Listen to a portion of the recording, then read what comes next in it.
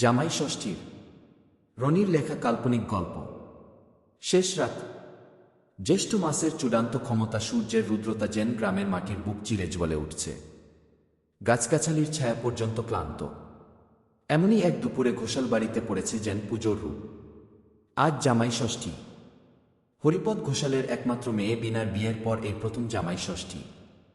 ঘরে বাইরে সাজো সাজো রব, গোটা গ্রামে খবর ছড়িয়ে পড়েছে গোসালবাড়িতে এবছর ঘটা করে জামাই ষষ্ঠী হবে। হরিপদ ঘোষাই গ্রামের এক প্রতিবেশী চাষি, বহু বছর ধরে নিজের পরিশ্রমে জমিতে ফলন করেছেন তিনি। ধান বা শাকসবজির উপর তার অগাধ অভিজ্ঞতা। মানুষ হিসেবেও মাটির মতো সরল। তার মেয়ে বিনা 1 বছর আগে বিয়ে হয়েছে পাকা জমিদার ঘরের ছেলে অমিতাভ সেনগুপ্তের সঙ্গে। শহরের লোক, তবে শিখ গ্রামে। সুদর্শন মার্জিত শিক্ষিত, কথায় যাকে বলে মেয়ের ভালো জায়গায় বিয়ে হয়েছে। বাড়ির উঠোন জুড়ে বট বট তাল পাতা বিছিয়ে দেওয়া হয়েছে। পিতল কাঁসার থালা বাসনে সাজানো হয়েছে একের পর এক বাঙালিয়ানা খাবার। ভাজা বেগুন, লাউ ডাল, মাছের মাথা দিয়ে মুগ ডাল, ইলিশ মাছ ভাজা, চিংড়ি, মালাইকারি, পাঁঠার মাংস, মিষ্টি দই, সন্দেশ, রসমালাই, আর ফলের মধ্যে আছে কাঁচাম, পাকাম, কাঁঠাল আর লিচু। খাবারের ঘ্রাণের যেন বাতাসে মিষ্টির গন্ধ ছড়িয়ে পড়েছে। জামাই অমিতাভ বসে আছেন উঠোনের এক প্রান্তে, পাশে খাটিয়া পেতে বিছানো পাটের চট ও বালিশ। শাশুড়ি রমা দেবী তাকে তাল পাতার পাখা দিয়ে হাওয়া করছেন। মাঝে মাঝে বলছেন, আর একটু খাও বাবা, জামাই ষষ্ঠী তো বছরে একবারই আসে। অমিতাভ হেসে বললেন, আর পারি না, যে পেট একেবারে কড়াকড়ি খাচ্ছে।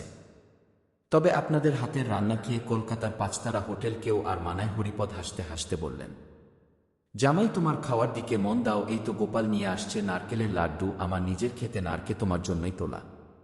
বাড়ির মেয়েরা, বিশেষ করে বিনা, জামাইয়ের সেবায় তৎপর। মাঝে মাঝে বিনা এসে জামাইয়ের পাশে বসে বলছে, এই চিংড়িটা খেয়ে দেখো মা, নিজের হাতে রান্না করেছে।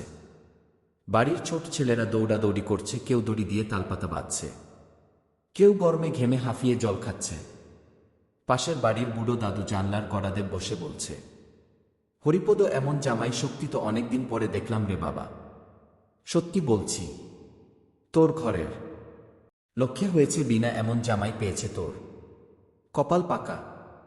রান্নাঘরে হাঁড়ি টকবক করে ফুটছি। খোলার শব্দ, নারকেল কোরানের ঝমঝম আর বুদের খিলখিল হাসি মিশে গেছে রৌদ্রোজ্জ্বল দুপুরের বাতাসে। এই উৎসব যেন শুধু একটি রীতি নয়, এক প্রজন্মের স্মৃতির উত্তরাধিকার। জামাইকে শুধু আপ্যায়ন নয়, ভালোবাসার ভোজে ভরিয়ে দেওয়া, এই যে বাঙালি সংস্কৃতির এক অবিচ্ছেদ্য ঐতিহ্য। সারাদিনের উল্লাস আর আহার ভোজন শেষে ঘোষাল বাড়ির ঘরে যেন এক ধরনের প্রশান্তির বাতাস নেমে এসেছে। দুপুরে রোদের তেজ ক্রমশ ম্লান হয়ে সন্ধ্যার স্নিগ্ধ আলো মিশে গেছে পশ্চিম আকাশে ছড়ানো টুকরো টুকরো কালো মেঘের মাঝে। কোথা থেকে যেন এক ঝলক ঠান্ডা বাতাস দক্ষিণ দিকের জানলা বেয়ে ঘরে ঢুকছে। খেজুর গাছের পাতায় পাতায় সেই বাতাসের কাঁপুনি যেন সন্ধ্যার নিঃশব্দ গান গাইছে। অমিতাভ চৌকির পাটাতনে বসে জানালার দিকে তাকিয়ে হঠাৎ বললেন, ঠান্ডা হওয়াটা বেশ লাগছে। আকাশও দেখছি একটু একটু করে মেয়েকে ঢাকা পড়েছে। হয়তো রাতের দিকে বৃষ্টি নামবে। উফ, যা গরম পড়েছে। আজ একটু স্বস্তির দরকার ছিল বই কি। বিনা পাশে জানালার বাইরে তাকিয়ে বলল, হ্যাঁ বাবা বলছিলেন।